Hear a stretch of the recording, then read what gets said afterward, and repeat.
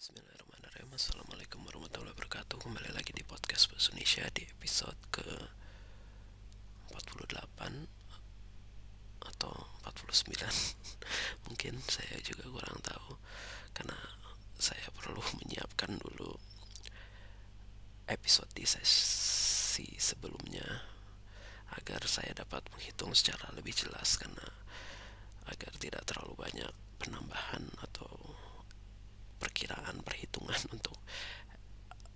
untuk konten yang saya persiapkan di masa depan yang lebih jauh lagi.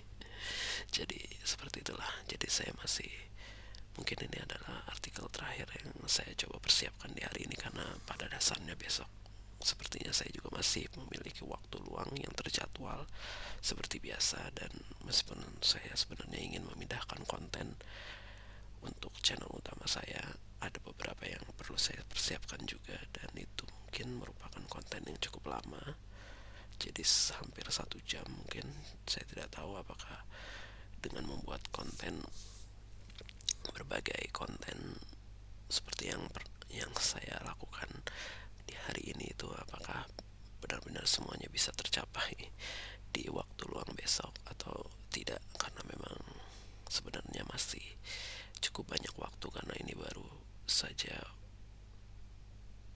waktu yang saya harus persiapkan untuk sesi yang sebelumnya. Jadi kurang lebih masih ada 2 pekan lagi sampai saya harus benar-benar sudah menyiapkan 7 episode dari sesi yang selanjutnya ini. Dan saat ini sudah ada 3 episode, jadi kurang 4 episode lagi yang kurang lebih perlu menghabiskan waktu selama 40 menit, yang tentunya waktu tersebut cukup lama, masih cukup lama, karena memang jika kita berbicara konten yang masih tersisa ataupun konten yang biasa saya rekam tadi, itu kurang lebih memiliki durasi yang sama. Jadi mungkin jika semua itu digabungkan, jadi saya membutuhkan waktu kurang lebih 2 jam jika saya ingin menyelesaikan semua besok.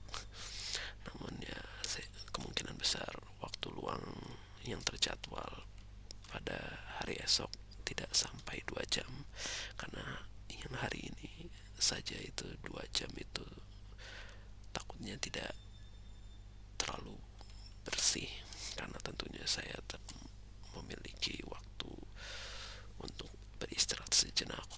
Ataupun terkadang jika saya terus memaksakan membuat konten secara terus menerus, hal tersebut takutnya menjadi tidak terlalu baik juga, karena memang apa yang saya pikirkan tidak dapat lebih terinspirasi sebagaimana saya baru saja melakukan itu pertama kali. Jadi itulah sebabnya 3 episode sepertinya sudah yang paling maksimal, meskipun sepertinya di sesi yang sebelumnya itu saya pernah menyiapkan hingga 4 episode dalam 1 hari, meskipun itu sedikit terpisah beberapa waktu jika saya tidak salah. Jadi untuk sesuatu yang dilakukan secara terus menerus, sepertinya saya tidak pernah membuat lebih dari 3 episode jika saya tidak salah. Jadi ya seperti itulah. Jadi saya coba lanjut ke artikel yang saya buat hampir 6 tahun yang lalu. Jadi judulnya adalah Air dalam Hujan. Air dapat menjadi sesuatu yang menyenangkan, namun juga dapat menjadi sesuatu yang menyeramkan. Biasanya hal yang pertama kali ditakutkan dari air adalah tenggelam, di mana sebagaimana hidup sebagai mamalia daratan, sebagaimana hidup mamalia daratan tentu akan merasakan kondisi yang berlangsung sangat cepat dalam perasaan panik. Namun bahkan sebelum merasakan air, pastinya akan berpikir negatif dalam kedalaman air yang sebenarnya mungkin tidak akan tenggelam hingga ke dasarnya.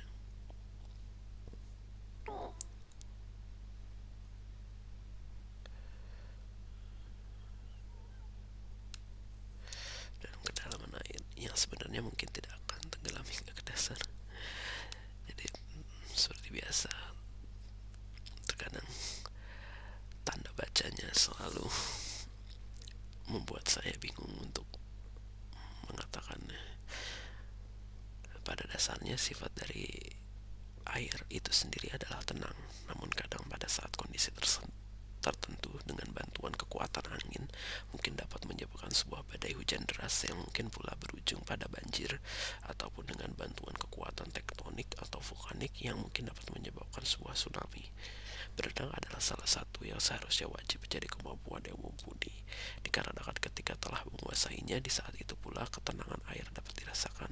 Meskipun begitu, ketakutan dalam air tidak hanya pada kedalaman, tetapi juga makhluk hidup yang mendiami kedalaman tersebut, karena masih banyak rahasia dan misteri mengenai perairan yang mungkin belum diketahui. Begitu pula dengan kilatan petir atau guntur dalam badai hujan yang mungkin cukup menakutkan karena berlangsung begitu cepat hingga suaranya datang kemudian. Untuk itu yang paling cocok adalah kolam renang atau kamar mandi, di mana perenungan dapat dengan tenang terjadi tanpa adanya ketakutan yang akan menghambat datangnya sebuah inspirasi. Jadi ya, mungkin pada saat itu saya masih cukup sering berenang, atau saya juga kurang tahu, karena sudah semenjak pandemi tentunya saya tidak pernah berenang kembali.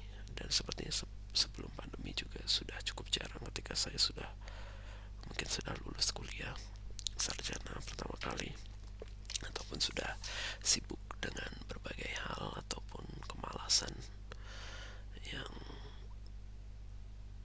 terjadi pada diri saya sehingga malas untuk berenang kembali. Karena memang sejujurnya hal yang paling saya impikan adalah berenang secara sendiri di kolam renang pribadi, yang tentunya hal tersebut memang membutuhkan biaya yang cukup mahal dalam hal menyiapkan lahan dan pula menyiapkan air ataupun mesin pompa, yang terkadang hal tersebut sedikit menakutkan, sebagaimana beberapa film thriller ataupun horor yang pernah saya tonton, yang meskipun terkadang hal tersebut juga bisa menjadi sesuatu yang